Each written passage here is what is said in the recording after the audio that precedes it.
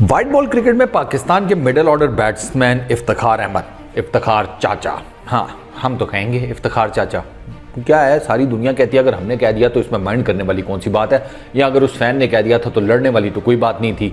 अच्छा खैर, उनसे रिलेटेड आजकल काफ़ी बात हो रही है कि वाइट बॉल क्रिकेट में वो कर क्या रही है।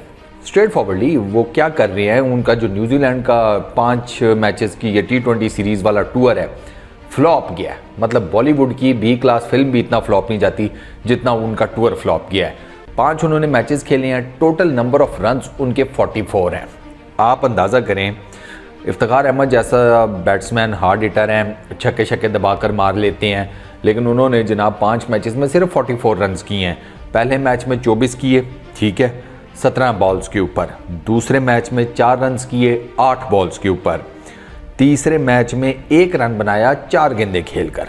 चौथे मैच में 10 रन किए 14 गेंदे खेलकर। और 5वें और आखिरी मैच में भी 5 रन किए, ठीक है, मैच की मुनासबत के हिसाब से 5वां मैच तो 5 रन, गेंदे उन्होंने टोटल 8 खेली।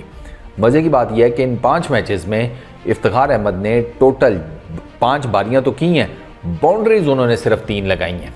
1 उनका चौका है, 2 उनके छक्के हैं, और इनकी तीनों बाउंड्रीज वो पहले मैच में आई थी जिसमें इन्होंने 24 रन्स किए थे। अब ये इफ्तिखार अहमद की टोटल जिसे कहते हैं कंट्रीब्यूशन है। 5वें मैच में वो बच इस वजह से गए हैं कि वो 3 विकेट्स ले गए।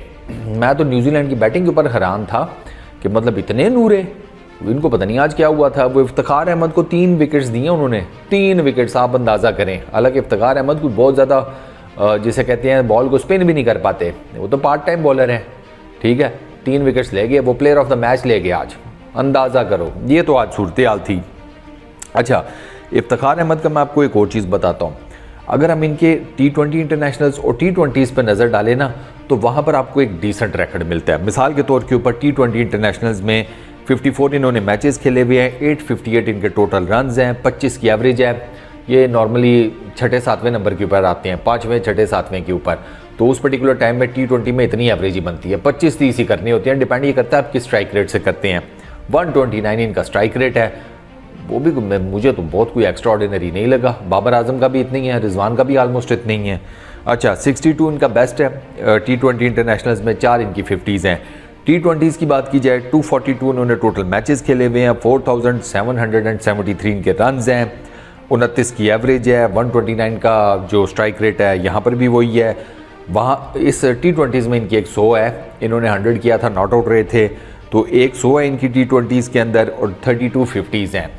अच्छा, मैं अब आपको ना इनके जो न्यूजीलैंड की सीरीज से पहले के 10 मैचेस हैं, इन मैचेस का मैं आपको बताता हूं कि इफ्तिखार अहमद की इन 10 मैचेस में क्या फॉर्म चल रही थी। अच्छा, 36 की है न्यूजीलैंड से पहले पिछले मैच में, फिर 60 है, एक 33 है, फिर 0 है, फिर 31 है, फिर एक और 0 है, फिर 0 है, फिर 1 है, फिर 51 है, फिर 6 है।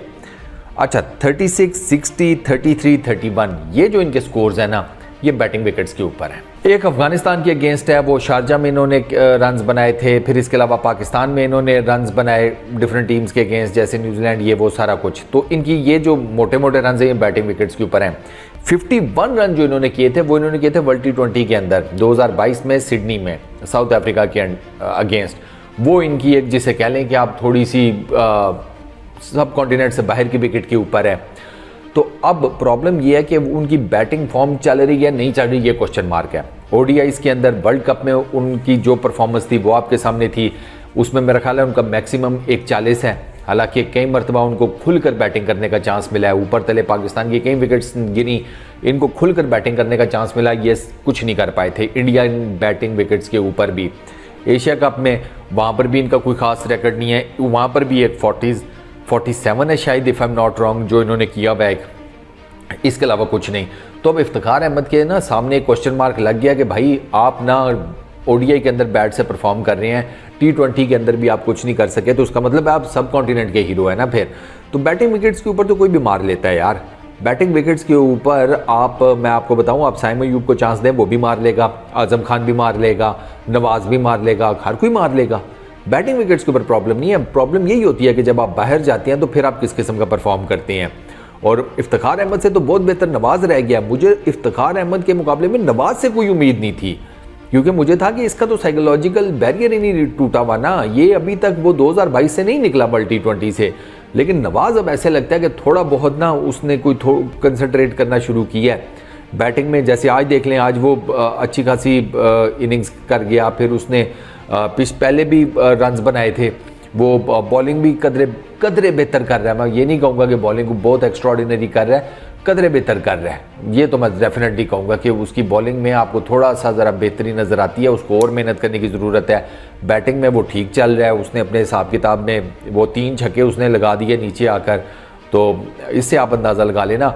आप और छोड़ें, वो अब्बास अफरीदी नीचे आकर 2 छक्के लगा गया आज के मैच में, तो ये इफ्तिखार से क्यों नहीं लग रहे? प्रॉब्लम इज़ दिस ना, 33 साल की उम्र हो चुकी है। अब डिपेंड ये करता है कि आपने इफ्तिखार अहमद को कितना आगे लेकर चलना है, ये भी है, क्योंकि आप इनसे रेड बॉल क्रिकेट तो नहीं खिला सकते, ये तो ऑब्वियस सी बात है। अब आपको इनको T20 के अंदर या ODI के अंदर ही खिलाना है, तो कितना लंबा अरसा खिलाना है? क्या इनकी जगह पर किसी और को चांस देकर देखा जा सकता है कि नहीं, ये क्वेश्चन मार्क है। अब यहाँ तो इफ्तिखार की जगह जाएगी या इफ्तिखार को अपनी फॉर्म वापस लानी पड़ेगी, सिंपल इज़ दैट। इसके अलावा तीसरी मुझे कोई ऑप्शन नज़र नहीं आती। लंबा फेलियर जो है वो तो हम बाबर आजम का नहीं बर्दाश्त कर सकते, ठीक है। हम तो बाबर आजम पे शुरू हो गए थे कि भाई अब बल्ले से रन्स निकालने शुरू करो, तो इफ्तिखार अहमद फिर आप खुद अंदाज़ा लगा लें वो किधर और बाबर आजम किधर। इस वीडियो में इतना ही, अपना बहुत ख्याल रखिएगा। नेक्स्ट वीडियो में मुलाकात होगी, पीस आउट।